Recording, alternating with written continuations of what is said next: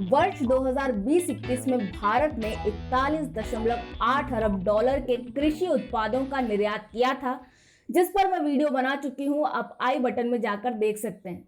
और अब 2021-22 के लिए 60 अरब डॉलर के निर्यात का लक्ष्य रखा गया है, जो निस्संदेह ही काफी महत्वाकांक्षी लक्ष्य है और इसे पूरा करने के लिए लगभग 50% की वृद्धि दर की आवश्यकता होगी। हालांकि उद्योग की ओर से 20 से 25% की वृद्धि दर का अनुमान लगाया जा रहा है, लेकिन फिर भी किन कारकों से प्रभावित होगा भारत का कृषि निर्यात 2021-22 में, इस पर भी मैं वीडियो बना चुकी हूं, जिसे आप आई बटन में जाकर देख सकते हैं। और सबसे पहले हमारा चैनल स्वराज सब्सक्राइब कर लें। आज के वीडियो में हम बात करेंगे कि भारत जो इन कृषि उत्पादों का निर्यात कर रहा है, क्या वह सस्टेनेबल है। पर्यावरण में सस्टेनेबल उसे कहा जाता है जो टिकाऊ हो, यानी वह इस प्रकार से संसाधनों का उपयोग करता हो कि भविष्य में भी संसाधन बचे रहें, और इस तरह से यह सस्टेनेबिलिटी की परिभाषा हो जाती है। अब भारत का कृषि निर्यात सस्टेनेबल है या नहीं, इसे समझने के लिए पहले यह जाने कि किन उत्पादों का निर्यात भारत कर रहा है। तो शीर्ष 5 उत्पाद रहे थे। सबसे पहला चावल, दूसरे नंबर पर समुद्री उत्पाद, तीसरे नंबर पर मसाले, चौथे नंबर पर भैंस का मांस और 5वें नंबर पर चीनी। अब ये जो चावल और चीनी है, ये 2 ऐसी फसलें हैं जो काफी पानी पीती है, और साथ ही सरकार की ओर से इन फसलों के लिए काफी सब्सिडी भी मिल जाती है, चाहे वह उर्वरकों के रूप में हो या बिजली खपत में छूट के रूप में हो। और इस तरह से इन फसलों का काफी मात्रा में उत्पादन होता है। और तो और इसे अंतर्राष्ट्रीय बाजार में बेचने के लिए भी भारत को चीनी पर और सब्सिडाइज करना पड़ा था, और इसके विरोध में कई देश वर्ल्ड ट्रेड ऑर्गेनाइजेशन में भारत की शिकायत भी कर चुके हैं। हालांकि वह एक अलग मामला है। आज के वीडियो में हम सस्टेनेबिलिटी की बात कर रहे हैं। तो सबसे पहले समझें कि कितना पानी पीती हैं यह फसलें।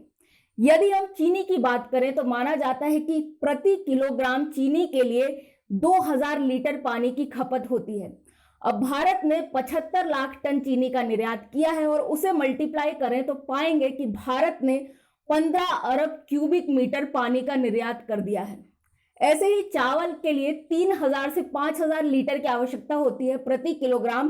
तो हम 4000 लीटर का औसत लेकर चलें, और भारत ने 1,77,00,000 टन का निर्यात किया है, और उससे हम पाते हैं कि 35 अरब क्यूबिक मीटर पानी का निर्यात भारत ने कर दिया। और सिर्फ इन 2 फसलों को मिलाकर 50 क्यूबिक मीटर पानी हो जाता है, 50 अरब क्यूबिक मीटर पानी हो जाता है।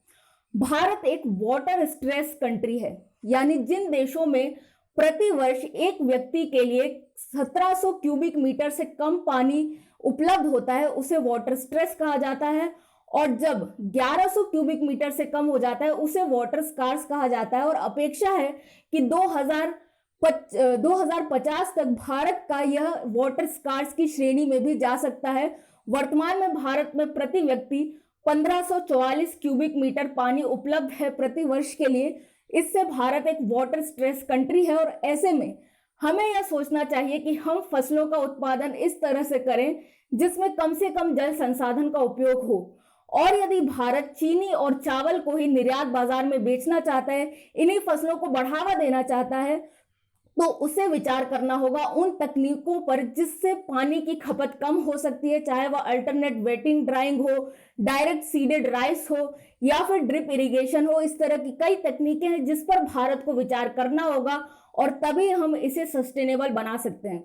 इसके अलावा एक और बात ध्यान देने वाली यह है कि भारत फसल विविधता भी लाए, और सरकार जो इतनी मात्रा में चावल की खरीद करती है, सरकारी खरीद, वह न करे, उतनी आवश्यकता नहीं है। क्योंकि एक अनुमान हम यह लगाते हैं कि भारत से जो चावल का निर्यात हो रहा है, वह जो खरीदा गया था वह मंडी शुल्क से भी कम कीमत पर खरीदा गया था, जिसके लिए एक संभावना यह हो सकती है कि यह सरकार के पीडीएस सिस्टम से ही इसकी लीक हुई थी, और इसलिए चावल की अत्यधिक खरीद की आवश्यकता नहीं है। ऐसा करके ही हम फसल विविधता को प्रोत्साहित कर पाएंगे, और इतने सारे अनाजों के भंडारण में जो हमारा वित्तीय खर्च होता है, उसे बचाकर हम शोध और विकास पर खर्च कर पाएंगे, जिससे कृषि के क्षेत्र में किसानों को नई तकनीकें मिलेंगी, उनकी आय बढ़ेगी, और इस तरह से यह सबके हित में होगा।